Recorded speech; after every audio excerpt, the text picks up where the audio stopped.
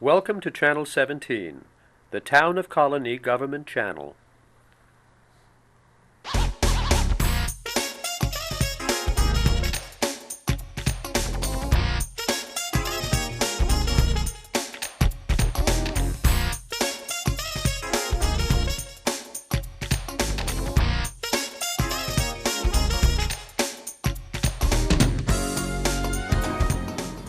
Hello, I'm Colonie Town Judge Peter Crummey, and welcome to Benchmark.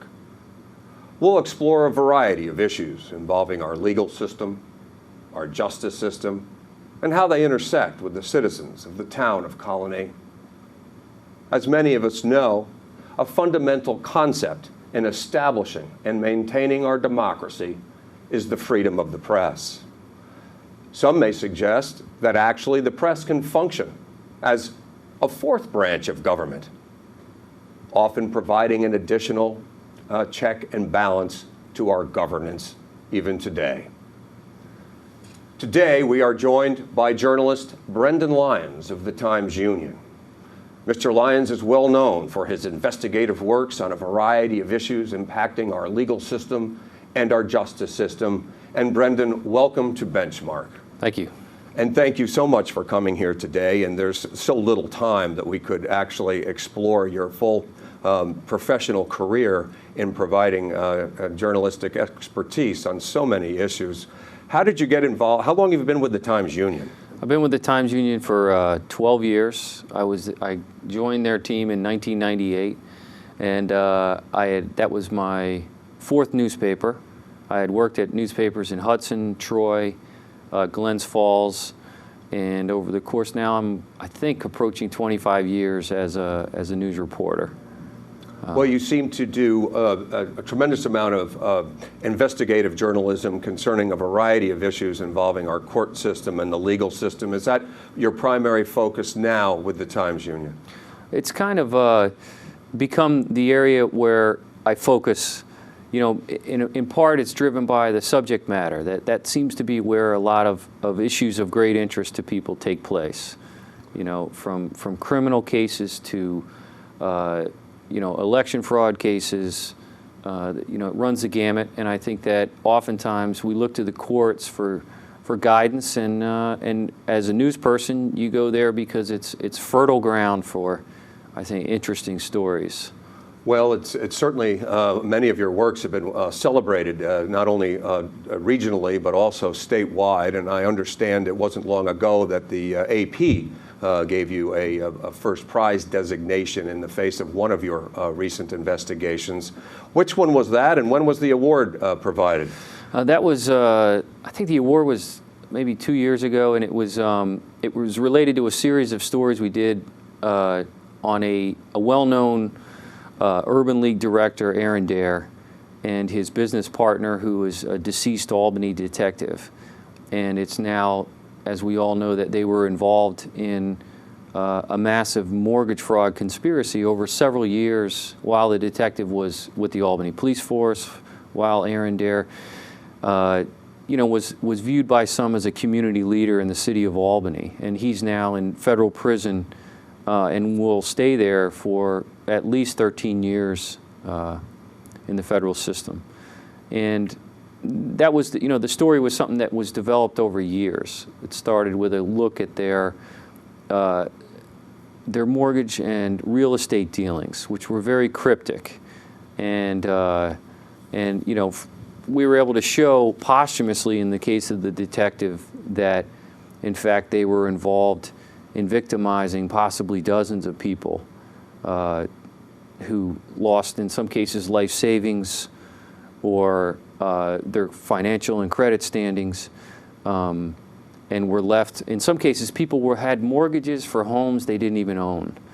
And these two had lived at, as we had described, like rock stars in some instances, driving decadent SUVs, traveling to places like the Cayman Islands and Las Vegas and Miami, and kind of right under the noses of Albany city officials. And there's many boarded up houses in the city of Albany and the surrounding area that are fallout from their years of mortgage fraud. In conducting that investigation and in others that you're well known for conducting, do you find that there are certain roadblocks or impediments to you getting the information you believe you're entitled to in order to provide that opportunity for the general public to know?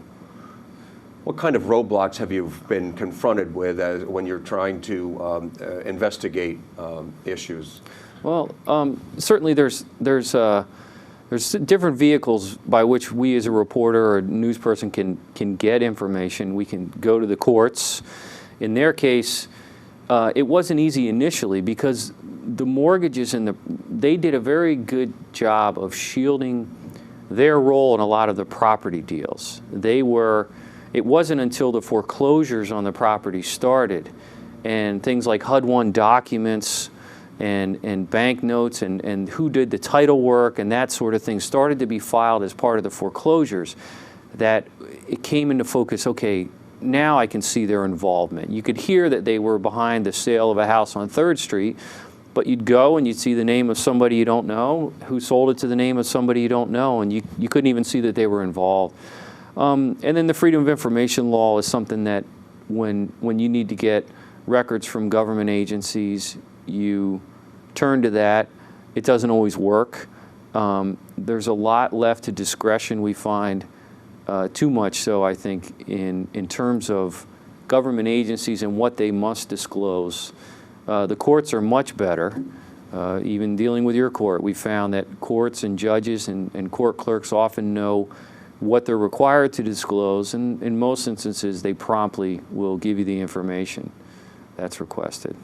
Do you find that certain investigations are more difficult to uncover what you would argue is public information? Sure. Yeah. I think so. You know, there's been instances, especially when it involves police agencies, when you look at, one of the things that I've been tasked with is to examine issues of police corruption when they arise or allegations of police corruption. And that's often very difficult to tap into that because, one, the law enforcement community is very vocal and they're also very organized. They have powerful labor unions and they'll sometimes attack the messenger and come after you. City governments, state police, others, they're often reluctant to give information, even under FOIL. Sometimes we've gone, in many instances, had to go to Article 78 proceedings in Supreme Court to try to follow up when somebody denies us information. And that Article 78 proceeding for our viewers is an appeal of an administrative decision, and you've taken it into the court to ask the court to review that administrative denial, and that Article 78 refers to a section of the civil practice law and rules in the state of New York. Do you find that you can find relief through that Article 78 appeal, or do you find that oftentimes courts will side with the administrative decision? It's yes and no. I mean, we look at there was one case we had involving what appeared to be illegal purchase of dozens of machine guns, federally regulated guns by members of the Albany police force. And that was a Freedom of Information request that I made in January 2006 that just last week was in front of the New York State Court of Appeals. And ultimately, or how that unfolded was that initially the city denied to give us anything related to that case. They told us that these guns were used to fight crime in the city of Albany.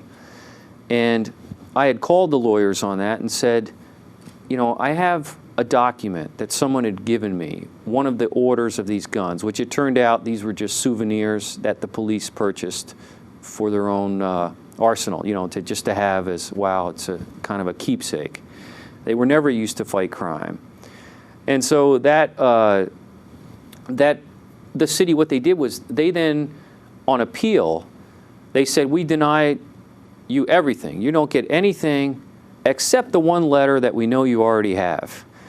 And I remember thinking, how inappropriate that was. And so when you fast forward, we went to an Article 78. And at some point, the city's argument that the guns were used in crime fighting was blown out of the water because we reported that we had talked to officers who had the guns. They were never used to fight crime. They weren't suited for urban policing. They were more suited for a battlefield. They were bought with cash by the officers, and there was no policy to use them, no training for their use. They were never used. And so about a year into the court case, the city abandoned that argument, and the court didn't really admonish them for effectively lying to us about it. And they switched their argument, and they said, okay, now that the world knows that these guys may have been involved in wrongdoing, our argument is going to be that you can't see these because now this is personnel information about possible misconduct by police officers. And they switched their argument.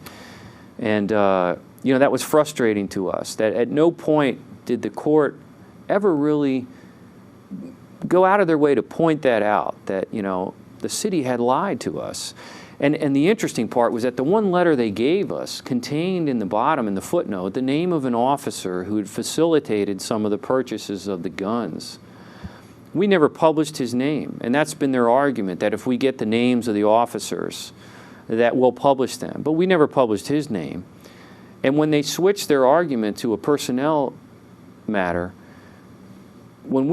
somehow they learned that we had this letter, they had forgotten that it was they who gave it to us.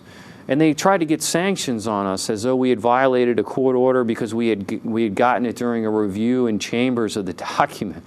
They gave it to us when they were making a different argument. So the FOIL system, I think what I found over 25 years of doing this is that some government agencies will honestly turn over the records that they know you're entitled to. Other ones will manipulate the law and do what they can to obfuscate and try and delay release of records that they view as damaging to someone in their agency or themselves. Do you find that, and you've referenced some of the court systems as well in this regard, and of course we have a federal court system as well. Do you find that the federal court system is any different in any way as to how they handle the dissemination of current records or former records before the court system there?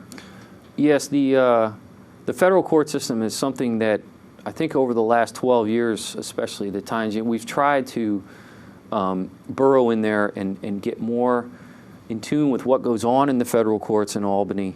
They're kind of the headquarters for the Northern District. It covers quite a large swath of upstate New York. And what we've learned is that there are many sealed filings in federal court. It seems much more than in state or local courts. And that prosecutorial agencies, government agencies, and to some extent defense attorneys who represent people are able to get sealed records to become sealed by simply asking a judge to seal them. And in the many years that I've looked at these cases, I've only come across one instance, it was in a drug case, I think, where a federal magistrate had declined a request by federal authorities to seal something. And there may be more, but that's the only one I knew of where there was an on-the-record denial of the request for sealing. And one of the things that we've been looking at are search warrants that are used by the FBI and other agencies to go into someone's house or business and take things. And there have been some high-profile cases in the area. McGinn Smith, an investment firm, recently, their offices and homes were the subject of numerous search warrants. An investigation that seems to be looking at allegations of bank fraud and securities fraud involving, possibly dozens of investors and $136 million in investments. So, and then there was Bill Powers, a former GOP chair for the state of New York, a lobbyist. His firm, which has ties to a former congressman, was raided several years ago, and we have, in 2 attempts, been unable to get the affidavit of probable cause that the FBI says, Judge, here's why we have a right to go search this office and take their business records. and that's filed under seal, and they won't release that to us. And it piques my interest because how much time can go by before the public has a right to know why it is the FBI kicked in someone's door and took their belongings. At some point, it seems they have run out their investigation, and that the public now has a greater interest in knowing why it is they went in and took records. But it's tough in the courts, as you know, to get records released, investigative records, before an indictment is handed up. They say, you can't see this, it's our investigation, you'll upend it. And it's an area that we are looking to challenge, possibly. Because your point, I presume, is that while there may be merit to the notion of its pre-indictment investigation, at what point, after how many years, can that argument continue to protect the underlying documents? Certainly. And in some cases, it seems open-ended that you may have instances where, in plain view of the public, the FBI goes into someone's business or home and takes things, removes it, hands them a copy of a search warrant order, and that person at the end of the investigation is never charged with a crime. And some of the circuit courts have held that even though that's the case, the target themselves cannot know what the probable cause was for that search. And the government, in some of their arguments, I think they've been disingenuous about the reasons for secrecy. There was a case we brought in Brooklyn when a steroid supplier, Kirk Radomski, who was tied to Major League Baseball players, he was indicted out of the Balco case, a spinoff of that in San Francisco, by federal prosecutors. Well, his home in Long Island was searched, and we wanted to know what the affidavit was, what it said, and the government in that case made the argument that we would ruin their investigation.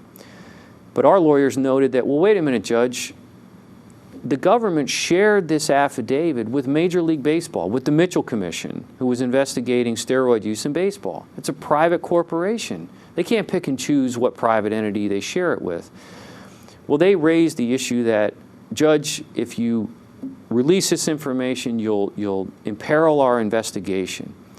Well, guess what? That was the argument made, granted by the judge, and now cited by other prosecutors when we try to get things unsealed. But at the end of the day, that affidavit was released in conjunction with the Mitchell report. So it had nothing to do with a criminal investigation, and yet they got away with it. And I think it's one of those things where sometimes prosecutors can, and their work is important, and the reason for preserving the integrity of an investigation is also important. But at some point, under either a common law right of access or a First Amendment right of access to judicial records, the public has a right to know why you're executing a search warrant. And do you? I know that in where we live here in the Capital Region, of course, the state capital plays a very large role in our community in a variety of different ways, and from time to time, issues percolate involving members of our state legislature and an executive branch as well. Have you ever had any opportunity to cover any of those issues that involved any matters that involved our state capital? Sure. Over the years, we've looked at various issues to do with state government, and notably some of the disclosure rules that affect our state legislatures. And those disclosure rules, where they must lay out their financial interests in any property ownership and business interests. There's a belief among some of the government watchdogs, and I think they're right to some extent, that the legislature, which, by the way, has exempted itself from the Freedom of Information law, has set up a system so that they have to tell very little about their outside financial dealings, including the attorneys, especially who their clients are.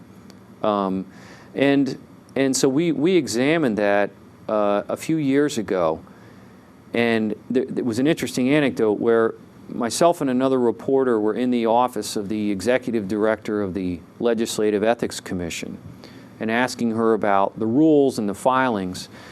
And we had heard on the street and talking to people that all of our state lawmakers hand deliver their ethics disclosure forms. Don't put them in the mail. They hand deliver them. And we said, why is that? It sounds like they're trying to avoid federal mail fraud charges for any false information. And she looked us in the eye and she said, no, that's just convenience. And she looked at the Capitol across the street and she said, they're right here. Why would they need to mail it? Well, that just didn't make sense, because certainly there would be legislators who would prepare those in their home offices and things, home districts. And so then you go to the trial, you fast forward to the criminal trial in federal court of former Senate Majority Leader Joseph Bruno. And there was the Senate Majority's former chief counsel on the stand. He's asked under oath on the stand, why is it that legislators hand deliver? And he said, well, we instructed them. In fact, I think it was in a memo, so he had to answer it truthfully, because we wanted them to avoid mail fraud charges.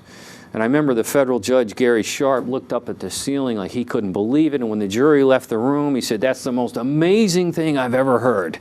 You know, these are our state lawmakers being advised by Senate lawyers, don't mail your form, because if you lied in it, fellas, you might be guilty of a federal crime. Yeah. So, but you know, we've looked at other, for us, state government is, you know, near and dear to us as the Capitol paper up here, and we're often looking there for stories and ways to report on issues that affect the public and our readers.